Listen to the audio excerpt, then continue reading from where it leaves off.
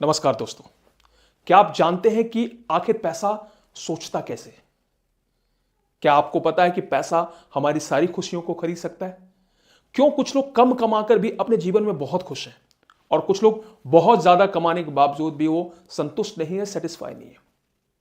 जी हां दोस्तों, तो आज मैं आपको एक ऐसी किताब के बारे में बात करने जा रहा हूं जो किताब काफी सफल माना गया है। इस किताब की लगभग करोड़ों कॉपियां बिक चुकी है और करोड़ों लोगों की जिंदगियां इस किताब से बदल गई है।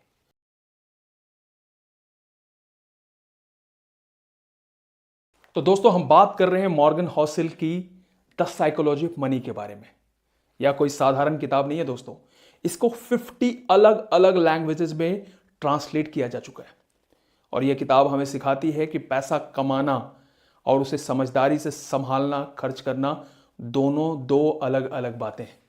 तो अगर आप अपनी आर्थिक सोच को बदलना चाहते हैं, पैसे को सही तरीके से संभालना सीखना चाहते हैं, तो यह वीडियो आपके लिए है और अंत तक जुड़े रहें हमारे साथ इस किताब के फंडामेंटल को समझने के लिए। तो दोस्तों, शुरुआत करते हैं इस किताब की रोमांचक यात्रा की। चैप्टर दर चैप्टर, स्टेप बाय स्टेप इस किताब को हम समझने की कोशिश करेंगे। इस किताब के अंदर 20 चैप्टर है। तो पहला चैप्टर है नो वंस क्रेजी, मतलब कोई भी पागल नहीं है। राइटर बताते हैं कि मुझे याद है कि मेरे कॉलेज के दिनों में मेरा एक दोस्त था जो शेयर मार्केट को जुआ मानता था। दूसरा दोस्त था जो शेयर मार्केट में पैसे लगाकर अच्छी कमाई कर रहा था। इसका मतलब यह हुआ कि दोनों का नजरिया अलग था क्योंकि उनके एक्सपीरियंसेस अलग थे। मॉर्गन हॉसेल कहते हैं कि हर इंसान का पैसे के प्रति नजरिया उनके लाइफ के एक्सपीरियंसेस पे आधारित होता है। जिसने गरीबी देखी है वो पैसा बचाने की कोशिश करता है और जिसने इन्वेस्ट करके पैसा कमाया है वो ज्यादा रिस्क लेने की कोशिश करता है। तो ये सिर्फ और सिर्फ नजरिए का फर्क है दोस्तों। राइटर यहां पे ये भी बताते हैं कि पैसे के लेकर कोई भी पागल नहीं है। हर किसी की सोच उनके एक्सपीरियंसेस का नतीजा है। तो दोस्तों, इस चैप्टर में हमें यह लर्निंग मिलती है, दूसरों के उनके पैसे को लेकर जो नजरिया है उससे उन्हें जज ना करें। हर किसी की कहानी अलग होती है दोस्तों। अब हम बात करेंगे दूसरे चैप्टर का। दूसरे चैप्टर में राइटर लक और रिस्क के बारे में बात कर रहे हैं। वे कहते हैं कि मेरा एक रिश्तेदार है जो 90s में जमीनें खरीदी थी जिसकी कीमत 20 साल में 100 गुना से ज्यादा बढ़ गई। वहीं मेरा एक दोस्त ने 2008 में रिसेशन के टाइम में अपने पैसे इन्वेस्ट किए थे और उसका पैसा डूब गया। तो दोस्तों, यह सारा गेम लक और रिस्क का है। मॉर्गन बताते हैं कि सक्सेस और फेलियर में हार्डवर्क के साथ साथ लक और रिस्क का बहुत बड़ा इंपॉर्टेंट योगदान होता है। लक मतलब सही समय पर सही जगह पर होना और रिस्क मतलब हमारे फैसलों का अनसर्टेन रिजल्ट होना। लेखक यहां बिल गेट्स का एग्जाम्पल देकर समझाते हैं कि बिल गेट्स ऐसे स्कूल में पढ़ाई कर रहे थे जहां पर कंप्यूटर सिखाया जाता था, या उनका लक था। लेकिन लाखों बच्चे एजुकेशन ले रहे थे बट उनके लिए यह सुविधा नहीं थी। तो बच्चों के दिमाग में वो पर्सपेक्टिव कभी डेवलप ही नहीं हुआ। लेकिन बिल गेट्स को बचपन में वो पर्सपेक्टिव डेवलप करने का लक मिला, फैक्टर मिला और उसका फायदा उठाया। इस चैप्टर में हम ये सीखते हैं कि अपनी फेलियर से घबराए नहीं और दूसरे के सक्सेस से कभी जले नहीं।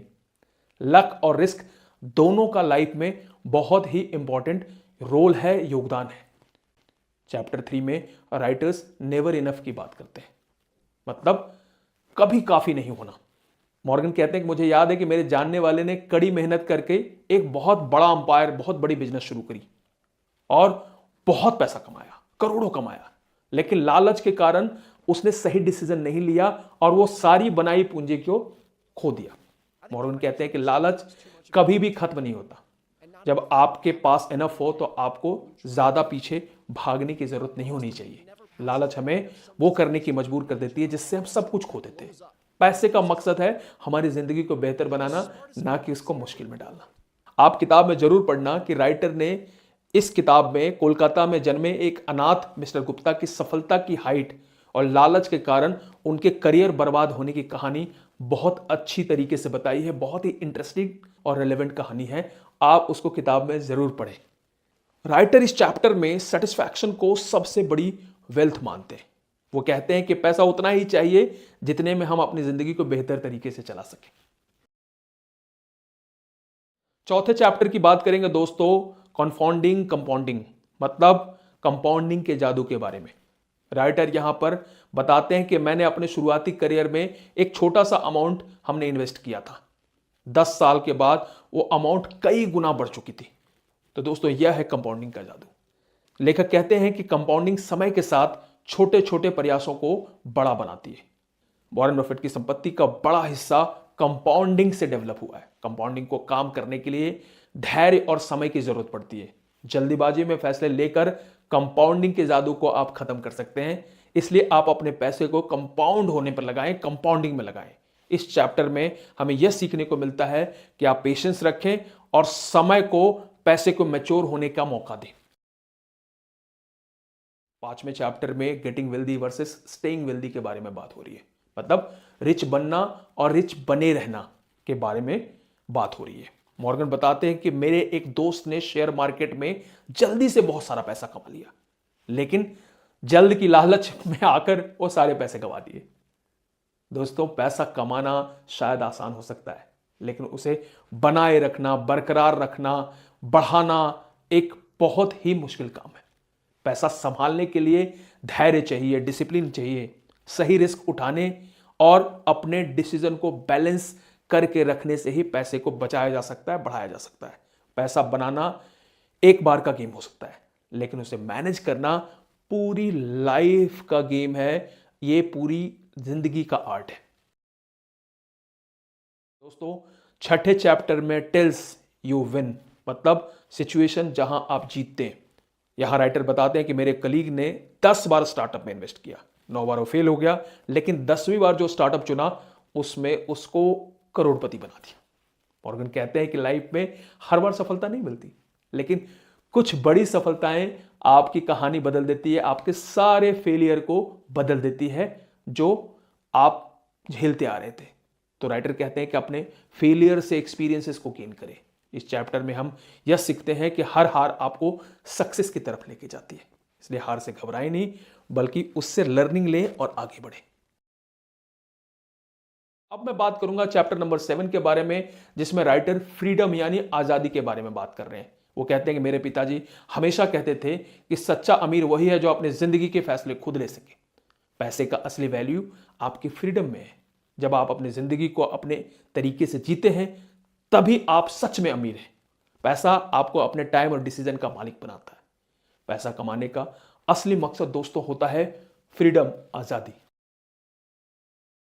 8वें चैप्टर में राइटर बात कर रहे हैं man in the car paradox, यानी कार को लेकर इंसानों का विरोधाभास, इन आदमी का विरोधाभास।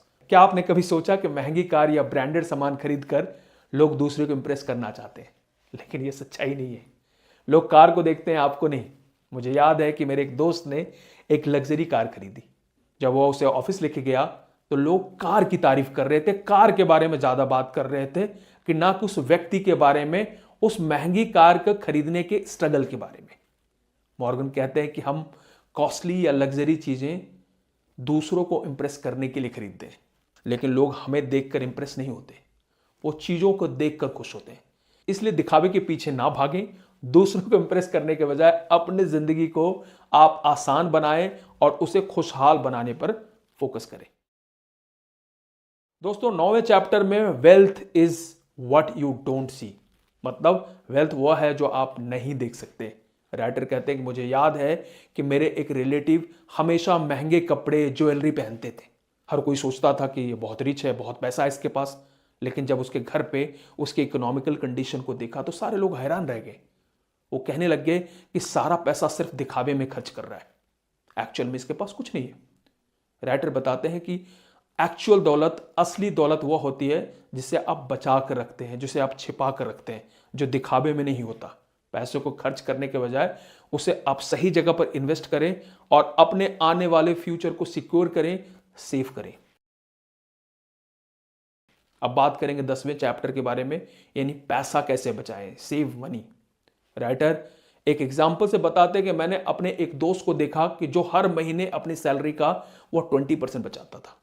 उसका कहना था उसे इन्वेस्टमेंट की ज्यादा ज्ञान की जरूरत नहीं है, बस रेगुलर सेविंग ही काफी है। आज वो आर्थिक रूप से बहुत ही सेफ है। मॉर्गन हॉसल कहते हैं कि इन्वेस्टमेंट के कॉम्प्लेक्स के नॉलेज को आप नहीं समझते हैं तो घबराने की जरूरत नहीं है। आप बचत करना सीखें, सही जगह पर उसे लगाना सीखें, यही सबसे बड़ी ताकत है। सेविंग इकोनॉमिकल फ्यूचर का फाउंडेशन होता है। छोटी छोटी बचत से ही बड़ी संपत्ति, बड़ी दौलत बनाई जा सकती है। दोस्तों, चैप्टर नंबर 11 में रीजनेबल वर्सेस रैशनल की बात हो रही है, उचित वर्सेस तर्क संगत की बात हो रही है। राइटर बताते हैं कि मुझे याद है कि मेरे एक जानने वाले ने हर हफ्ते शेयर मार्केट में ट्रेडिंग शुरू की। वह हर छोटी गिरावट में घबरा जाता था और हर तेजी में वो खुश होता था। उसका नतीजा यह हुआ कि उसने धीरे धीरे करके सारी सेविंग शेयर मार्केट में डुबा दिया। मॉर्गन कहते हैं कि इन्वेस्टमेंट के लिए शांत होना, पेशेंस रखना यह बहुत इंपॉर्टेंट है। सही समय का अनुमान लगाना संभव नहीं होता, बट सोच समझकर और धैर्य के साथ इन्वेस्टमेंट करना यह पॉसिबल हो सकता है। दोस्तों, चैप्टर नंबर 12 में सरप्राइज यानी आश्चर्य के बारे में बात हो रही है। मेरे एक फ्रेंड ने अपनी शादी के समय पैसे की सेविंग करने की सोची। उचित पैसों को शादी में खर्च किया और फजूल होने वाले खर्चों को उसने सेव कर लिया और उसने फिर उसी सेविंग से एक बिजनेस खड़ा किया और धीरे धीरे उस बिजनेस को वो बहुत बड़ा कर दिया और बहुत बड़ा बिजनेसमैन बन गया। इस चैप्टर में हमें यह सीखने को मिलता है कि आपके फजूल खर्चों को समझें, जिसे इग्नोर किया जा सकता है, जिसे अवॉइड किया जा सकता है, और बचत को हमेशा अपनी लाइफ में प्रायोरिटी बनाएं, जिससे आप आने वाले टाइम में, फ्यूचर में बहुत पैसा आप बचा सकते हैं। अब बात हो रही chapter number 13, room for error यानी गलती की गुंजाइश। राइटर अपने जीवन की वाकया से समझाने की कोशिश करते हैं कि मेरे एक दोस्त ने अपना पूरा पैसा एक प्रोजेक्ट में इन्वेस्ट कर दिया और वो प्रोजेक्ट फेल हो गया, और उसने कभी प्लान बी के बारे में या ऑल्टरनेट प्लान के बारे में या बैकअप के बारे में कभी जीवन में उसने सोचा ही नहीं था। लेखक बताते हैं कि हर इन्वेस्टमेंट में रिस्क होता है, इसलिए हमेशा अपने इन्वेस्टमेंट को एरर मार्जिन, प्लान बी या अतिरिक्त गुंजाइश होने या किसी दूसरे ऑल्टरनेट प्लान में इन्वेस्ट करने की सोचें। चैप्टर नंबर 14 में यू विल चेंज यानी समय के साथ आप बदल जाओगे। राइटर के एक जानने वाले ने उनसे कहा था कि वो हमेशा नौकरी ही करते रहेंगे, लेकिन 10 साल बाद क्या हुआ, उन्होंने नौकरी छोड़ दी और अपना एक नया बिजनेस खड़ा किया। उनका कहना है कि उनके विचार और ज़रूरतें वक्त के हिसाब से बदल गई। आपकी आर्थिक ज़रूरतें, प्राथमिकताएं समय के हिसाब से बदलती है, इसलिए अपने फाइनेंशियल प्लानिंग को समय समय पर उसको अपडेट करते रहें, अपग्रेड करते रहें, समझते रहें। जीवन में स्टेबिलिटी की उम्मीद ना रखें, समय के हिसाब से आप अपने फाइनेंशियल गोल को शिफ्ट करते रहें। 15वें चैप्टर में राइटर नथिंग्स फ्री के बारे में बात करते हैं, मतलब कुछ भी मुफ्त में नहीं मिलता। राइटर एक घटना को रेफर करते हुए कहते हैं कि मुझे याद है कि मेरे एक ऑफिस फ्रेंड ने स्टॉक मार्केट में तेजी के दिनों में निवेश किया। उन्होंने सोचा था कि रिस्क नहीं है और उसे जल्दी फायदा होगा, लेकिन जब मार्केट गिरा तो उसका बहुत ज़्यादा नुकसान हुआ। तब उसने सोचा कि हर चीज़ की एक कीमत होती है। मॉर्गन हॉसेल बताते हैं कि पैसे से जुड़े हर डिसीजन की अपनी एक कीमत होती है। यह कीमत मेंटल स्ट्रेस, पेशेंस और कभी कभी टेम्परेरी फेलियर के रूप में भी चुकानी पड़ती है। पैसा कमाना और उसको संभालने में आपको हर कीमत को एक्सेप्ट करना होगा। बिना मूल्य चुकाए जीवन में दोस्तों कुछ भी हासिल नहीं होता। रिस्क और पेशेंस को ही आप अपने फाइनेंशियल डिसीजन का हिस्सा बनाएं। दोस्तों, 16वें चैप्टर में राइटर बात करते हैं यू एंड मी, मतलब आप और मैं के बारे में। राइटर के दोस्त ने शेयर मार्केट में इन्वेस्ट करने का सुझाव दिया क्योंकि उसमें बहुत प्रॉफिट उसने बुक कर लिया था। लेकिन जब मैंने अपने निवेश के बारे में सोचा, हिसाब लगाया, तो मुझे पता चला कि मेरे गोल और उसकी सिचुएशन दोनों अलग अलग है। मॉर्गन कहते हैं कि हर व्यक्ति का फाइनेंशियल अप्रोच अलग होता है, सोचने का तरीका अलग होता है। किसी एक की फाइनेंशियल प्लानिंग दूसरे के साथ फिट नहीं हो सकती है, या किसी दूसरे की मेरे साथ फिट नहीं हो सकती, क्योंकि मेरी ज़रूरतें, प्रायोरिटीज़ अलग है, मेरे नीड अलग है, मेरे रिस्क लेने की क्षमता अलग है, मेरे डिसीजन लेने की एबिलिटी अलग है। इसलिए दोस्तों, दूसरों की फाइनेंशियल स्ट्रेटजी की नकल ना करें और अपने फाइनेंशियल सिचुएशंस और गोल को समझ कर ही फाइनेंशियल प्लानिंग करें। 17वें चैप्टर में राइटर बात करते हैं कि निराशावाद का प्रलोभन। मेरे एक रिश्तेदार हमेशा कहते थे कि मार्केट में गिरावट आने वाली है, इसलिए इन्वेस्टमेंट ना करें, लेकिन समय के साथ उन्होंने देखा कि इन्वेस्टमेंट के अच्छे रिटर्न भी मिल गए। लेखक बताते हैं कि लोग नेगेटिविटी को जल्दी एक्सेप्ट कर लेते हैं क्योंकि वो उन्हें लगता है कि वो एक तरह का सावधान करने की चेतावनी है, लेकिन अक्सर डर के कारण हम अच्छी अच्छी अपॉर्चुनिटी को हम अपने जीवन में गंवा देते हैं। इस चैप्टर में हमें यह सीखने को मिलता है कि हर बार नेगेटिविटी पर भरोसा ना करें, रिस्क को समझें, लेकिन उनके डर से अच्छे अवसरों को ना छोड़ें। चैप्टर 18 में राइटर बात करते हैं when you will believe anything, जब आप किसी भी बात पर विश्वास करेंगे। राइटर के एक फ्रेंड को किसी ने सलाह दी कि अमीर जल्दी बनने का कुछ विशेष स्टॉक्स है, उसे खरीद ले और आप अमीर बन जाओगे, और उन्होंने ऐसा ही किया। लेकिन वो स्टॉक बहुत बुरी तरीके से नीचे गिर गया और उन्होंने सारे पैसे डुबा दिए। मॉर्गन हॉसल कहते हैं कि लोग अक्सर अपने विश्वासों के अनुसार निर्णय लेते हैं, भले ही वह गलत हो। अपने तथ्यों और आंकड़ों पर ध्यान देना बहुत जरूरी है, ना कि इमोशंस पे।